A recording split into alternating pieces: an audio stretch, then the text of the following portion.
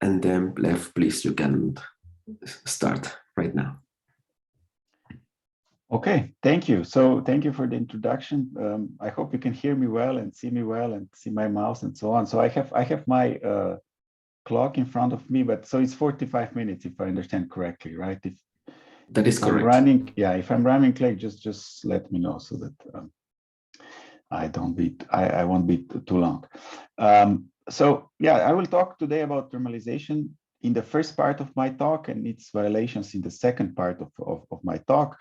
So let me acknowledge my collaborators that are going to be mentioned in some instances of this talk. In particular, from Ljubljana, probably the most important input was done by Jan Šuntajs, who is my PhD student. And as you can see, we also have very fruitful collaboration with several colleagues from Wrocław as well. So my talk is basically about quantum many-body systems in non-equilibrium. This is a rather broad field or rather broad subject, but there are many sub communities or maybe buzzwords that drive these features that can be divided in several categories. This is one of such possibilities. So for those of you who are most interested in condensed matter and statistical physics questions, you may ask whether systems in non-equilibrium after a long time, whether they thermalize or not. On the other hand, for those of you who are more interested in transport, you may ask what is the nature of transport, whether it's ballistic, diffusive, or something else. For those of you more interested in quantum information, you can ask whether quantum information in non-equilibrium scrambles or is protected or similar questions. And well, here in this slide, I kind of pretend as if all these outcomes given here is more or less equally probable. Well, in fact, it is not really the case. We know that most of systems, actually, most of physically relevant systems we all study actually do thermalize and do exhibit diffusive transport and do scramble. But the counterexamples are also very interesting and fascinating, and understanding them is also part of our research, also something I'm going to mention in the second part of the talk. Well, here, if we start, it's good to also refer to experiments, and all these questions that I'm posing here have been addressed from different angles in experiments, in particular with the so-called analog quantum simulators. For example, these two questions about thermalization or the nature of transport. For example, this here, it's an example of more diffusive propagation in this expansion dynamics, have been, for example, carried out in groups of Immanuel Bloch using ultra-cold atoms on optical lattices. On the other hand, this quantum information point of view, or maybe more entanglement point of view, has been addressed in this very beautiful paper by from Markus Greiner's group. And there are many other experiments performed in this direction. So for us as theorists, we would like to understand what is the kind of the common origin of all this phenomenon. And now today it's kind of like pretty well understood that or pretty well established that one can say that the underlying phenomenon that is responsible for thermalization, diffusive dynamics, scrambling of quantum information, and so on, can be called quantum many-body chaos. Now, if I say quantum many-body chaos, it's something that it's easier to say than really to rigorously define mathematically. We have to confess that at this point, as of 2022, we don't have very solid, rigorous mathematical definition of quantum many-body chaos. We rather have several indicators from different properties that we would like to now, in our current initiatives, we would like to kind of bring them together and establish a unified picture to understand in as general as possible way how we actually should define quantum many-body chaos. So if I pose this question, maybe it's good to have some maybe 2-minute historical perspective of this of quantum chaos, since as you probably know, chaos was first established in classical systems. Now for quantum chaos, maybe the most important historical milestone was this work that now in 2 years it's going to be 40 years of this so-called quantum chaos conjecture.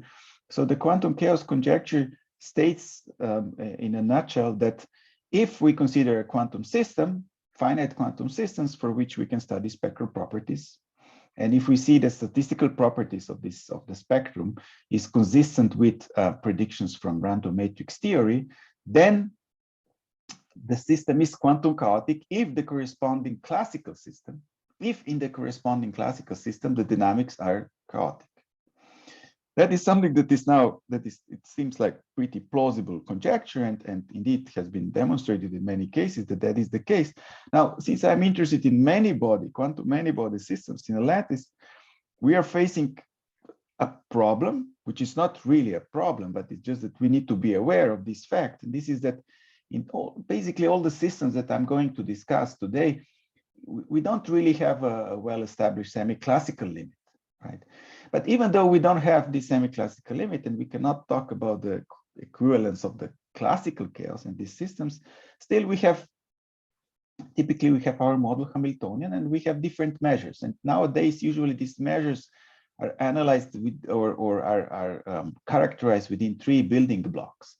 So one building block is provided by the spectrum of the underlying Hamiltonian. Of course, this is here I have in mind many-body spectrum of many-body Hamiltonian.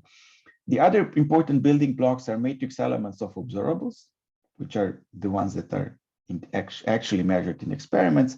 And the third building block is the structure of Hamiltonian eigenstates. So now, in the next few minutes, let me give you a few examples, or let's say few typical outcomes of the analysis that come out of this, of such Hamiltonians that are, for which we assume that in the thermodynamic limit the system exhibits quantum many-body chaos. So here, let me first at this point let me start with the spectrum. With the properties of the spectrum, also because historically, to my understanding, that was the first example that people studied. To my understanding, it was actually as early as 1993 when people asked this question. So what are the spectral properties? What is the statistics of the spectrum of many-body systems? And I think that first model actually was, I think, TJ model. But later there were many other models, and basically all of them, if you look at them, if you look at the spectral statistics, it pretty much agrees with predictions from random matrix theory. For example, the Gaussian orthogonal ensemble, the GOE. Here I show you one example of one of my studies, that is for the Holstein-Polaron model. So for those of you who are interested in phonons coupled to electrons, one can see actually the same agreement, and actually one can get pretty nice agreement. That is, these are the results for the so-called level spacing ratio, which is the ratio of 2 consecutive levels. So this delta alpha is the difference between 2 nearest energy levels. And then you take this ratio, and then there's some nice prediction for the GOE, Gaussian orthogonal ensemble prediction, which actually nicely matches within this model. Now, this is about the energy spectrum. Let me now go to the matrix elements of observables. And here there's a well-established framework that is called eigenstate thermalization hypothesis, or the ETH, which is a statement about matrix elements of observables in Hamiltonian eigenstates. So these alphas and betas, bra alpha, ket beta, are Hamiltonian eigenstates. So the ETH has been, some sense, founded in the 90s by this works by Deutsch and Srednicki, but really the true breakthrough in the sense that this concept also applies to systems that we are interested in a lattice, quantum many-body systems on a lattice, actually was done by this Nature paper by Rigol and collaborators that is shown here. And basically, of course, ETH it's a broader statement, but just to simplify that, for the diagonal matrix elements of observables, it is now well established that systems that obey ETH, these matrix elements are smooth function of energy and fluctuations are small. They're actually suppressed exponentially with the number of lattice sites. So this D is the many-body Hilbert space dimension, which scales exponentially with the number of lattice sites.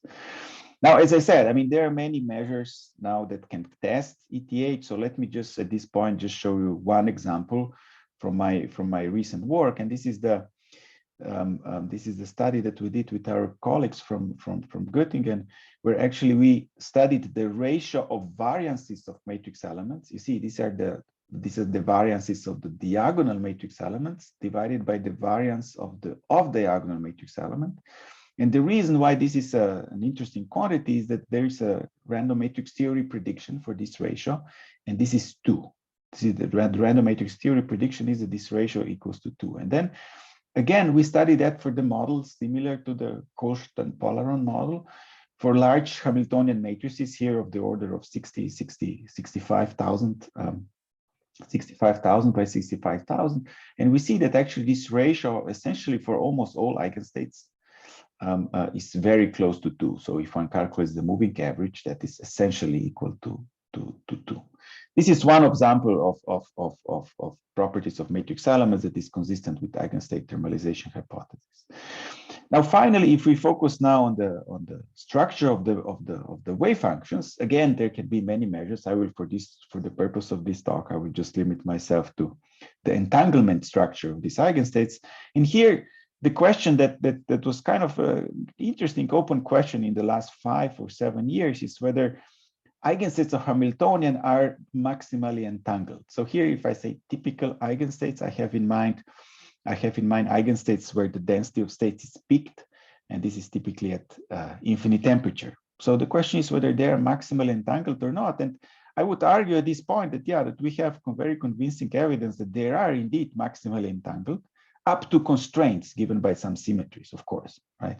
So this is what I'm showing you here is the example of the average entanglement entropy over all eigenstates in the system, which is of course case with the volume. That is why we divide it by V. So V is the number of lattice sites, so that this is intensive quantity.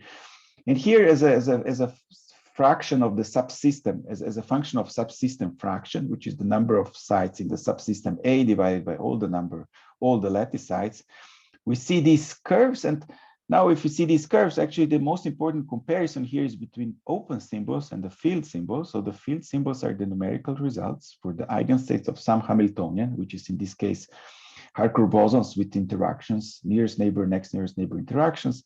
And these open symbols are analytical predictions based on random entanglement entropy calculations of random states, random with respect to some Haar measure. And you see that actually this agreement between open and field symbols is very nice. And this particular result is for half filling.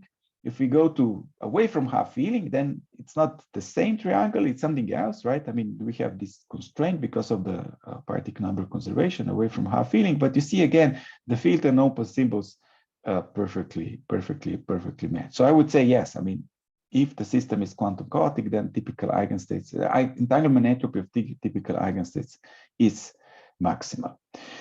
Now, at this point, I mean, I have so far talked about Hamiltonians that exhibit quantum many-body chaos, but you may ask, well, is this all? Are all the Hamiltonians that we can find in nature now consistent with this scenario?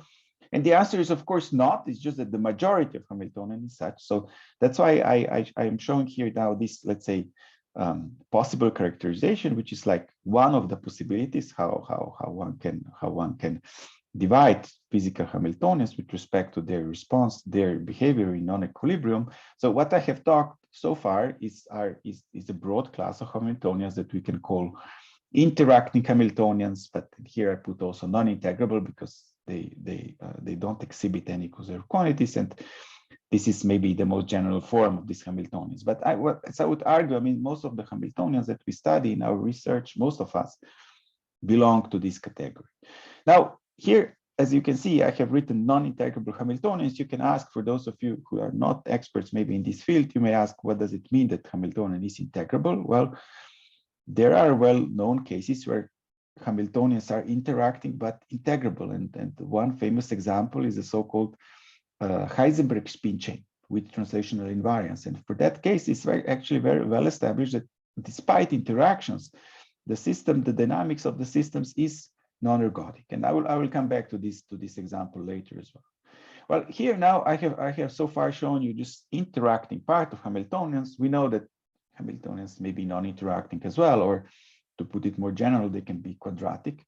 So here I give a very simple example of something that everybody is familiar with. This is just Hamiltonian of free fermions in translationally invariant lattice. And This is something that if we have the form C dagger C or CC or C dagger, then I would call these Hamiltonians quadratic Hamiltonians. And these Hamiltonians of this type, mostly with translation invariance, but also if you consider Anderson insulator would also belong to the same category, clearly exhibit non-ergodic dynamics is something that we are all familiar with. Now, you may ask whether there is a fourth category that, you know, per analogy is kind of like chaotic, but quadratic. And I would argue, yes, that the answer here is also positive. And this is something that one may think it's a well-established thing, but I would argue it's not fully established. And this is something that is also part of our ongoing research activities. So this Hamiltonian here that I have given it as an example is what I have in mind with this Hamiltonian is the 3D Anderson model in the delocalized regime. And what I would argue is that there exists a class of quadratic Hamiltonians that are quantum chaotic in the sense that they exhibit single particle chaos. So the single particle properties are in some sense analogous to properties of in many body eigenstates of quantum chaotic Hamiltonians. Now, again, to summarize this part of the talk, well, we may say that these two categories are now, let's say, well established. So this is what we would call generic in some sense, right? Generic in the sense that the overwhelming majorities of systems that we study belong to this category. On the other hand, many people will call that a simple category, right? Because for many of such Hamiltonians, there exist nice analytical solutions and many things are known. Now, for the purpose of my talk or for the reminder of my talk, let me focus on these two categories, which are very interesting and exciting. Also here, I have to confess that I don't have time now to go into both categories equally. I mean, dedicate equal amount of time. So I will first briefly discuss this category, and then I will go to non-ergodicity in interacting systems. Now, this category here about single particle quantum chaos, I just want to give you one thought or one motivation, and this is that what I would like to argue is that these quantum chaotic quadratic Hamiltonians are Hamiltonians that exhibit the so-called single particle ETH. Now, if you say single particle ETH, you may argue, well, you know, that's something simpler than standard or many body ETH, if you wish. So that must have been well established. Well, I would say, interestingly, actually not. And you can see from this recent publication that this paper where actually we coined this word, this expression, single particle ETH, is not more than 4 months old. But the reason I'm not going to details of this study is also that here you recognize probably the first author of this talk. And so I'm not sure if Patricia already gave a talk in your group or not. If not, she should then at some point, you should invite her to say more about that. But the only thing that I can say you more as a motivation or as an excitement is that for this class of systems, quantum chaotic quadratic Hamiltonians, as I said, for example, 3D Anderson model below the localization transition, one can use this single particle, this ansatz for the matrix elements of observables, which is in some sense generalization of many body ETH. Of course, here we have this density of states is then the single particle density of states and so on. So this O of E is a smooth function, F of E omega is a smooth function, and so on. So I will not go more into details. I will just show you one of the results that we got in the 3D Anderson model at weak disorder, where we studied the variances of the diagonal and off-diagonal matrix elements given here as a function of the volume of the system. Now, volume is, of course, the number of lattice sites. And we see here that if we take now the ratio of these variances, what I have argued in one of my previous slides, that it's a good measure of ETH, we see that the ratio here is very close to the RMT prediction, which is exactly 2.0. Okay, I will now leave I will conclude this part of the talk, and now I will go to the question of breaking of ergodicity in interacting quantum many-body systems. So now, if we talk about breakdown of ergodicity, let's go back to experiments and let's ask whether this is something that is experimentally relevant or not. And in fact, I would argue that is a very relevant experimental question. In fact, it has been realized already more than 15 years ago that it's probably the first experiment done for truly interacting quantum many-body systems evolving in isolation after some quench. That work was performed in the group of David Weiss at Penn State. So these are interacting bosons, not really on a lattice, but confined to 1D continuum. So this is the so-called quantum Newton's cradle experiment that convincingly showed that at least on experimentally accessible timescales, one can clearly see properties like this is the distribution of let's call this the rapidities that is clearly different from thermal. This would be the thermal prediction, but what they see actually after quite some time that is clearly non-thermal. So that is the experiment that triggered a lot of research in this direction. On the other hand, let me also mention another experiment in the last 7 or 10 years in the group of Emmanuel Bloch that is also became very famous. This is the experiment of fermions, interacting fermions in a lattice, in an optical lattice, subject to a quasi-random potential. Quasi-random potential is something you can tune, that this delta actually defines what is the strength of the quasi-random potential that acts as kind of a correlated disorder. And what here the experiment has shown that if one measures imbalance of particles, so imbalance in terms of even odd lattice sites, then one sees that if the system thermalizes, then this imbalance must go to 0 with time. But what one sees here in this experiment is that if this delta is very large, so that if this amplitude of the quasi-random potential or incommensurate potential is very large, actually for these time scales that experiments can follow, actually there is no clear sign of thermalization.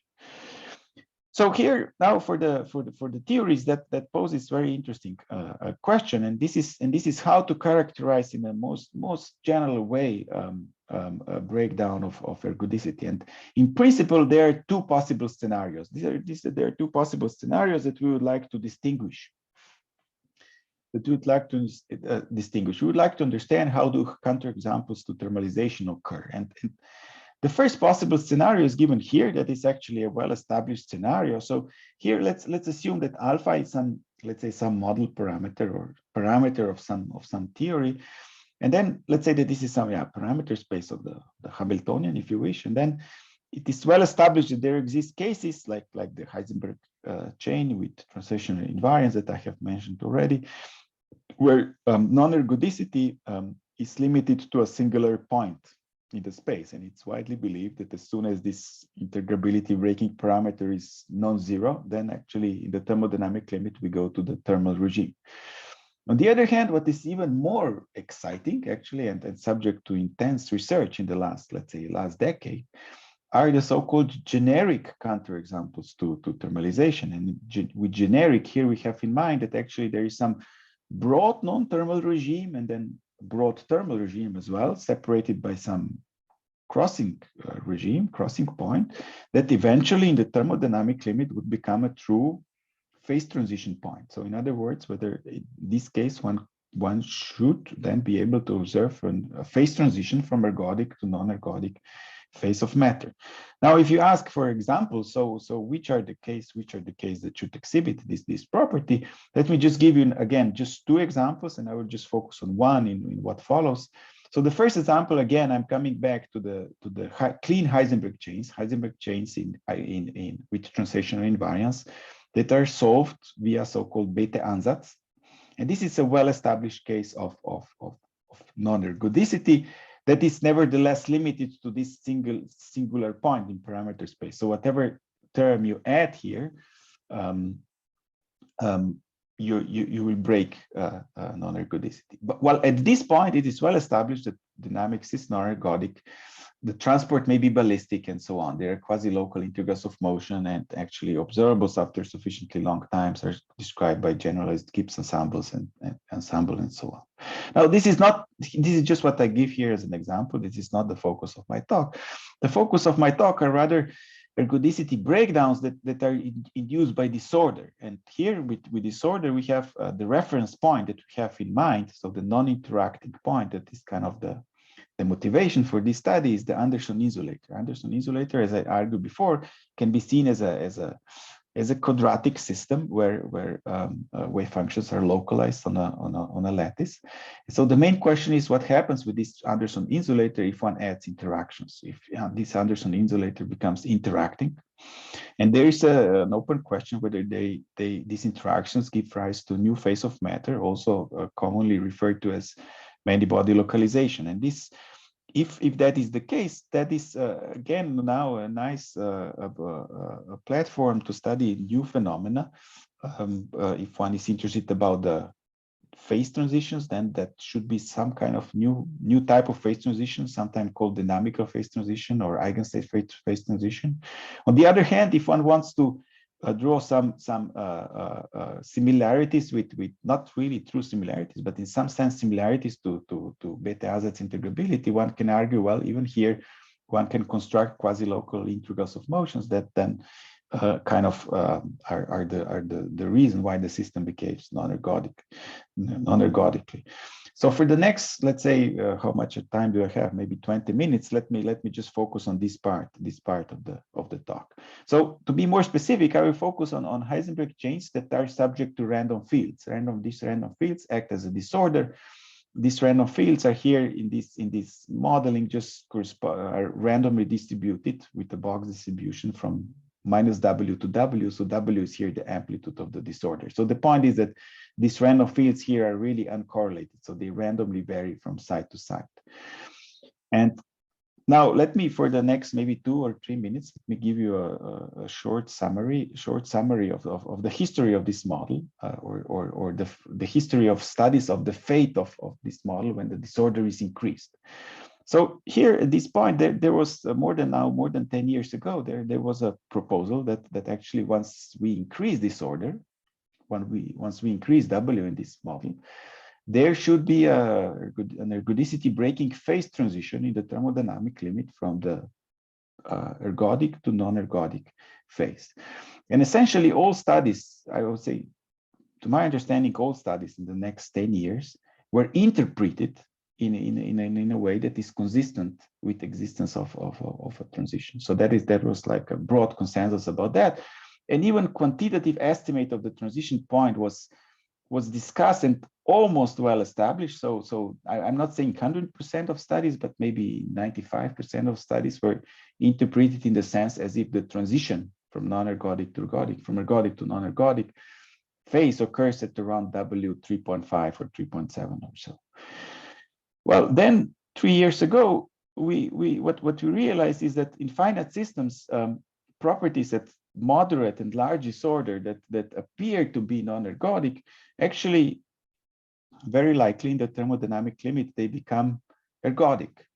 And this is something that, well, this is a statement that was initially welcomed with very many emotional responses. But I would say a large portion of this statement nowadays is, I would say, well established and supported by different other groups, different other theoretical arguments, numerical arguments. So now at least I would say it's well established that if there is a transition in this model, it occurs at much larger disorder than as thought as of 2019. Now still, the main puzzle here is, and I would say it's quite disturbing here, that still, if there's a transition in this model, we still cannot pinpoint the transition. So I would say that's a big puzzle. So we cannot quantitatively pinpoint the transition using the techniques that we have nowadays. And you may argue, of course, I mean, you may set the question why that is the case. So in the next 2 or 3 minutes, let me maybe illustrate you, maybe give you some understanding why is this the case, why now there is a statement that we cannot accurately pinpoint the transition in finite system.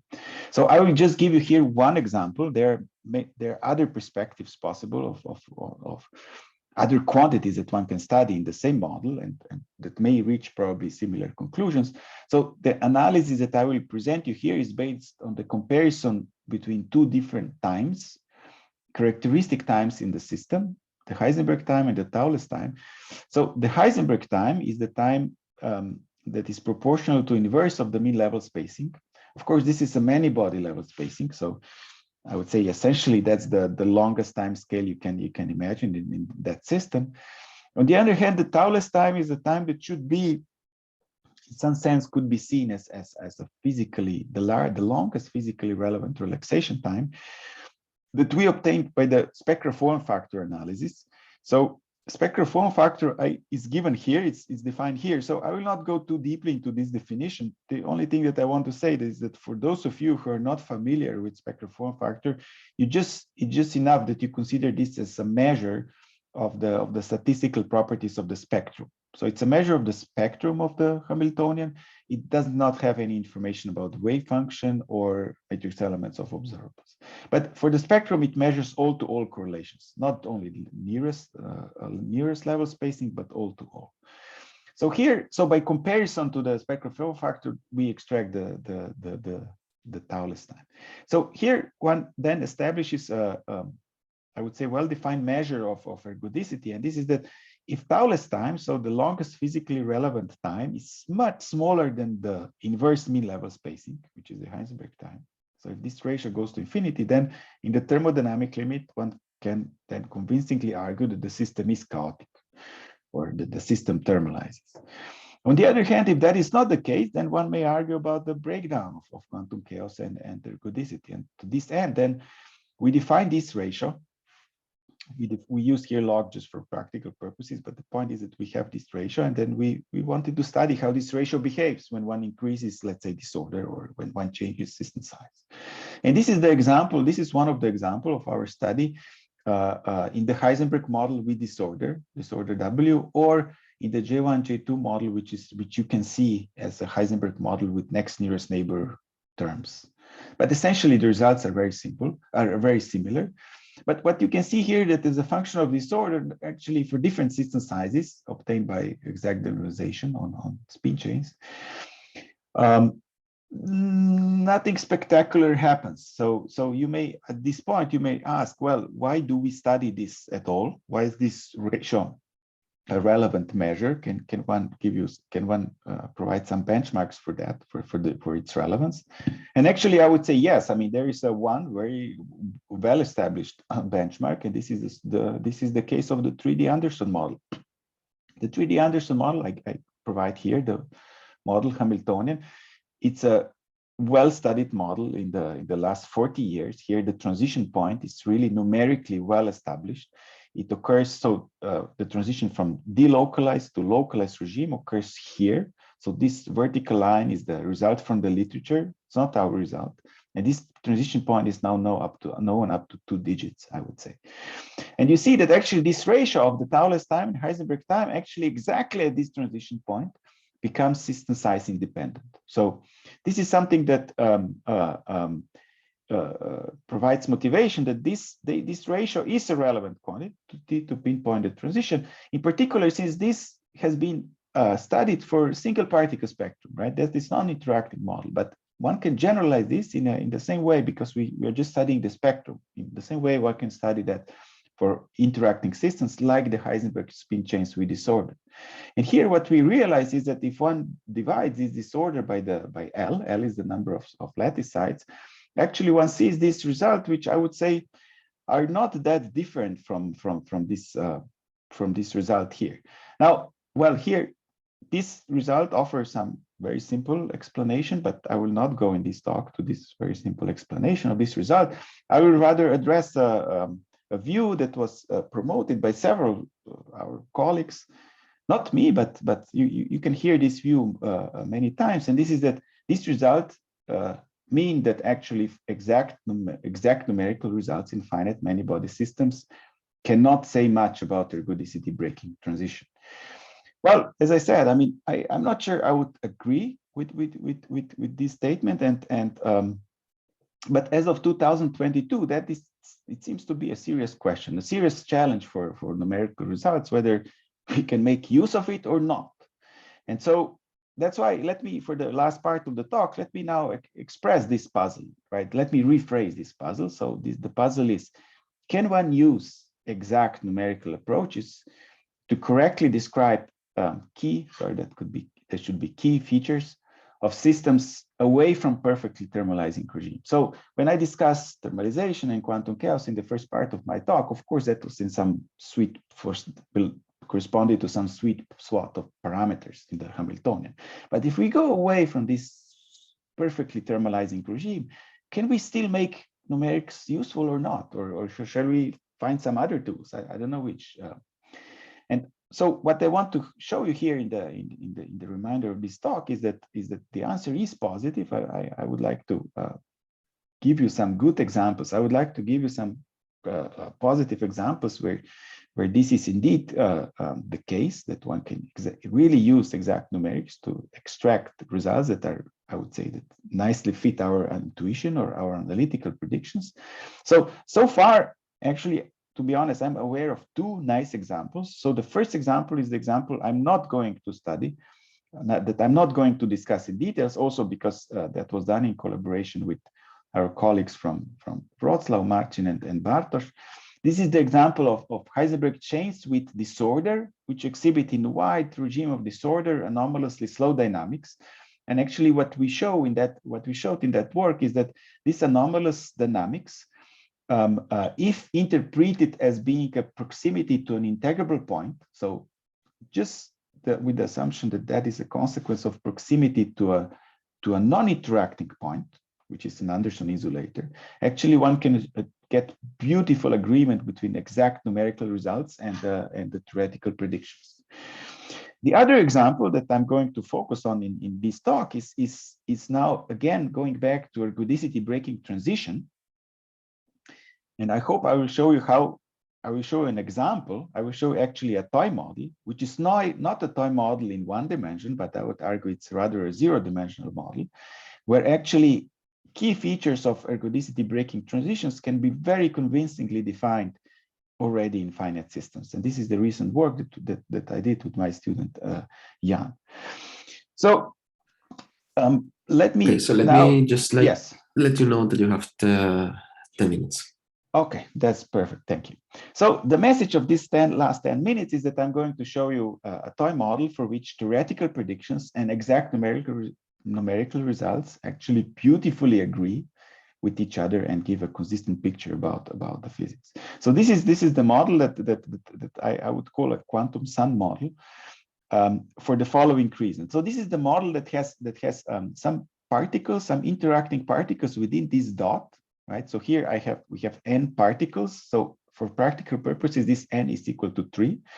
And then outside the dot, we have L particles, which are just spin 1/2. So they're either up or down. And so L scales to infinity in the thermodynamic limit. So the thermodynamic limit is obtained by fixing n and sending L to infinity. And the coordination number of each of these particles is 1. So this means that at least I would argue, and some people agree, some people don't, but this is essentially a zero-dimensional model. It's definitely not 1D. 1D has coordination number 2, right? So this is less than 2. So I would argue it's 0D. Now the model Hamiltonian is given here. So the idea of that model, of course, you may argue that this in some sense artificial model or a model, a toy model, better to say, but it has some beautiful properties, and it is interacting model. That can be efficiently studied numerically. So here within the dot, there is all-to-all interactions described by the GOE matrix. But then the key point is in the interaction of a spin outside the dot with one spin inside the dot. And this interaction actually is designed such that it decays with the distance. So alpha here is the tuning parameter, and uj is the distance between the particle number j and the dot. Okay, and uj is roughly j. It's not exactly j, but for your intuition, it's good to assume it just that it's j. So you can see that actually, and alpha of course is smaller than 1, right? So when j increases, this interaction is smaller. And so you can imagine that if alpha is very weak, very small, that actually this system becomes non-ergodic. Now, this is a model for those of you who are experts in this field. That model is essentially the same model. It has some minor differences with respect to the toy model that has been used to describe avalanches in 1D systems that has been introduced by Wojciech and Francois in 2017. Now, at this point, let me argue that even though the original motivation for this type of model has been introduced to study 1D systems, I don't want to make any claims about 1D system at this point. I just want to argue that this model is interesting per se, because it hosts many interesting phenomena.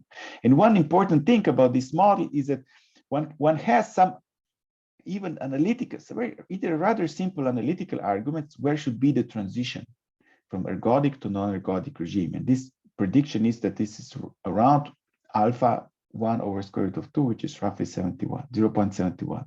Now, everything that I'm going to show you in the following is more consistent with critical point at 0.75. There are small differences between these two numbers, but I don't find it too significant. So I will not discuss the differences, the origin of the differences between these two. I will rather consider that as pretty good agreement. So let me now show you three. Let me finalize this talk by showing 3 indicators of ergodicity breaking transition in this model, or 3 hallmarks of ergodicity breaking transition. So the first hallmark that I find actually very surprising is that the spectral form factor exactly at the transition point. So you see this alpha is 0.75 here. This spectral form factor is a function of time, which is a scaled time. This is time after unfolding, so that the level spacing is set to 1. So that's why all these times are smaller than 1. But the most important thing that I want to argue is that apart from this non-universal short time regime, there is a broad time-independent regime, universal regime of the spectral form factor, which is more or less L independent on the system size, and it is, what is most striking is that this is time independent. So you may say, well, why is that a hallmark of ergodicity breaking transition? So the complete answer here is that we still don't know, but we have one good argument to argue that this is kind of a smoking gun of the transition. And this is that if we look at the 3D Anderson model, exactly at the localization transition point that I argued before is a well-established point, right?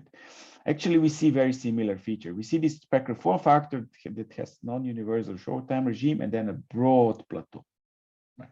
And this is, as a side remark, actually, this structure of the spectral form factor at the transition point of the 3D Anderson model has not been observed, to my understanding, until last year, when we carried out this study last year. Okay, so that is one important property. Another property is the property of the ergodic regime. So this is something that here I have to be careful in this definition. So here we just study ergodic regime, ergodic side of the system. So this is an example of alpha 0.85, so larger than the critical point. This means that this is the ergodic regime, right? This is the regime where interactions don't fall off very rapidly. And you see, this is the spectral form factor in this regime, which is rather non-universal. So when this line hits this dash dotted line, which is the GOE prediction, then in this point, we say this is the tau-less time, right? But you see, this is very non-universal, but what I would argue is that if one rescales that by something that is exponential in L, one can make these points, which are the tau-less time, pretty much system size independent. Now here, we show tau spectral form factor in terms of tau, which is time in units of unfolded level spacing. But if we go back to physical units, so if we do transformation back to real units, or units in which hopping is 1, or J, or where the unit of energy is set to 1, then we see that this tau-less time actually increases exponentially with L for different alphas in the ergodic regime. And this exponential increase of tau-less time with L that we can model in this way is actually a very interesting and very important result.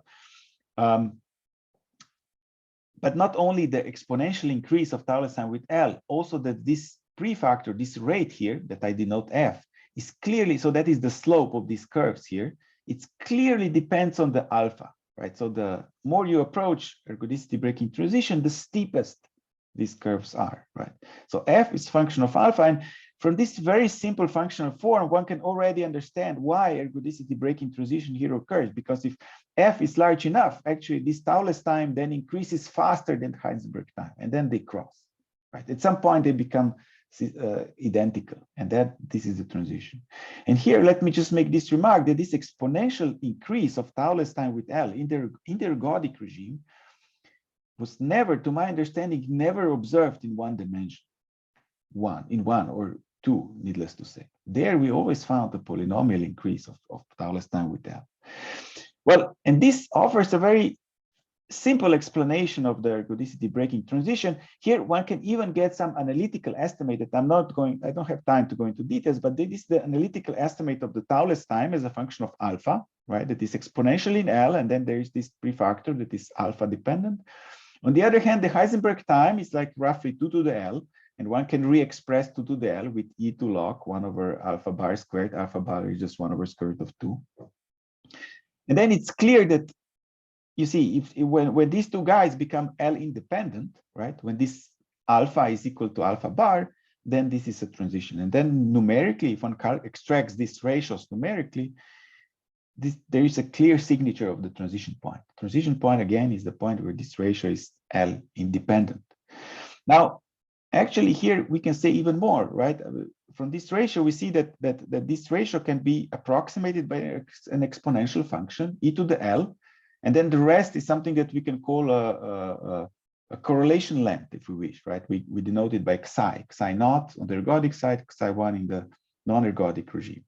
And then you see, we can have the prediction, right? I mean, just from this ratio, one can have the prediction for the characteristic length scales on the ergodic regime and in the non-ergodic regime. And all here, what I'm saying, all these equations are analytical predictions based on rather simple arguments. Now, on the other hand, one can test that. One can test that by really fitting this function to the ratio of the Heisenberg time and tau-less time as a function of L. For different alphas, we fit it with this function, which has two free parameters, A and xi. And then if we plot this xi, if we extract this xi, this characteristic length for different alphas, we see these results. And these symbols are the numerical results. While the line is actually this analytical prediction. The only thing is that here the prefactor is not 1, but it's 0.8. That's the only difference. Otherwise, there are no other free parameters of this fit. And we see actually that here, this transition point, here denoted as a vertical line, we see clear evidence of a diverging characteristic scale. So I would argue, and this is the conclusion, this is the final part of my talk, that actually I have shown you 3 measures now, and for all of them, we have some theoretical arguments why they should behave like this, and we verify them with exact numerical results, and the agreement is beautiful. So I hope you take that as an encouragement for all of you that work in similar fields, that actually we can have indeed numerical tools that are very useful and very accurate to pinpoint the transition if this transition is well established. Okay, and with this, I would like to thank for your attention, and I conclude my talk. Thank you very much. So, okay, let's move to the questions session. So if anybody has a question, can unmute him or herself and ask.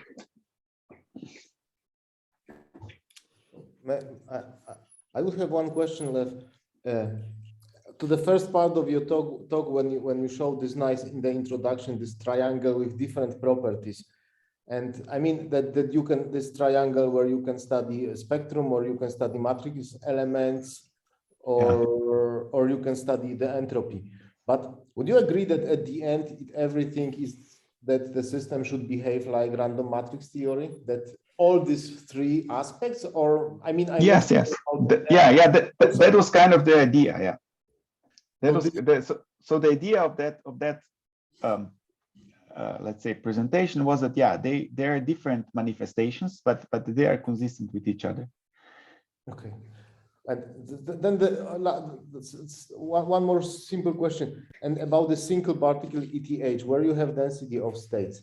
This was for me surprising that you use also density of states there, because I mean in non-interacting systems, this density of states, I mean, we know some singularities in some 2D systems, this single particle density of states can be singular or something like this. In many it is almost Gaussian, almost, yes. But it's a good point. I mean, they are singular if in the non-interacting, in translation invariant points, maybe somewhere else as well. I don't recall that by myself, but the point is that this is something, this density of states is meant to be as a generalization of the many-body case. In the many-body case, we usually write with this, probably because of some historical reason, we write it e to the entropy, right? But this is essentially, for practical purposes, even in the many-body ETH, one should consider that as a many-body density of states rather than e to the entropy. And in this case, yeah, you're right. I mean, for the systems that we studied, there are no such singularities, and one can use that. If one encounters that, I'm not aware of any specific case of quantum chaotic quadratic Hamiltonians. They may be, then one needs to be careful about that. Okay, thank you. Yeah, thank you, Lev, for a nice talk. And I'm sorry that I will not also ask a question for the second part. I will ask about, well, the first part. And I have a similar question to some extent with Marcin about random matrix theory and ETH in general. Well, we are spoiled with cold atoms that we always work in high temperature. Now, if I will go to condensed matter, I want to lower the temperature and I will not probe the full spectrum of your systems. Yes, then I will have to focus on the gaps or eigenstates, which are just close to the ground state. On the very end, what ETH is telling me on this part? Because we know that if I, for example, look on level spacing and I will include states close to the ground state, this will not be perfect prediction, yes, even if a system is non-integrable or integrable. So what from ETH are actually learning about, finite temperature on variant dynamics?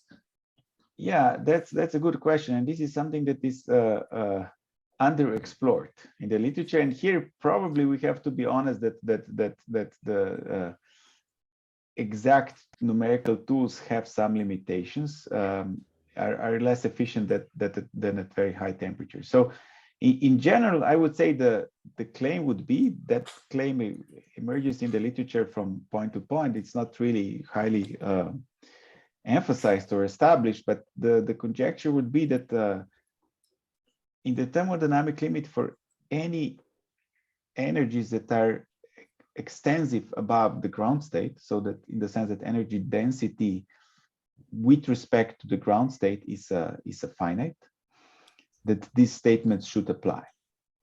It's true that in finite system, if you go to very low part of the spectrum, you see deviations from that, and that has been done actually even in the 90s. Even I think Xenophon Zoptos has some paper in 90s where he showed Poisson distribution at very low energies. And I believe in that. In finite systems, for sure, it's there. Now, what is the true fate of that? I mean, where is that the limitation? Whether the limitation is really zero temperature, or it's really zero an energy density, or there is some finite energy density window that is, I would say, open. Okay. And I have another small question. So you have a first slide about quantum chaos. And you say that it have to obey random matrix and be in a limit, in a classical limit, have to be chaotic. Yeah. Both of these conditions have to be true, or just this second one that, in a limit is chaotic? What is the strict definition? No, it's not a definition. It's a conjecture that these two properties are the other side of the same coin. Okay. Which is now the way how I phrase it is very general. Of course, in classical systems, you can have different flavors of chaoticity. There is the difference between chaotic and ergodic. I mean, the way how you define chaos and how you define ergodicity can be slightly different, but in principle, I think it's more correct to say that if you have RMT in quantum systems, then you have ergodicity in the corresponding classical systems. Okay. Yeah, that's actually my question. That random matrix implies per se chaotic dynamics. Yeah. It's more. Yeah. Okay. Yeah. Thank you. It's a manifestation of that.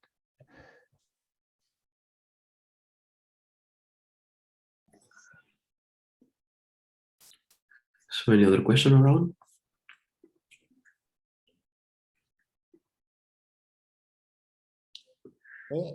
So I don't.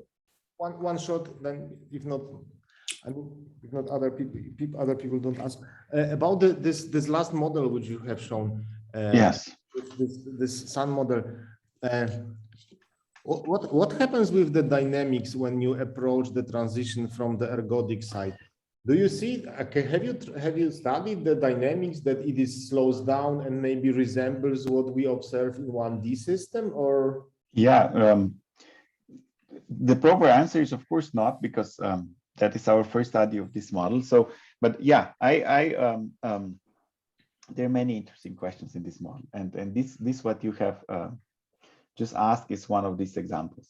And hopefully, yeah, hopefully in the future we're going to respond to this. I mean, it would be very interesting to study that, but so far we haven't. Thanks. Okay, seems we don't have more questions. So then, if not, then let me just thank you again for the very nice talk. And well, then I guess we will see you next week in the department. Yeah, thank you for the invitation. Okay. Let's switch.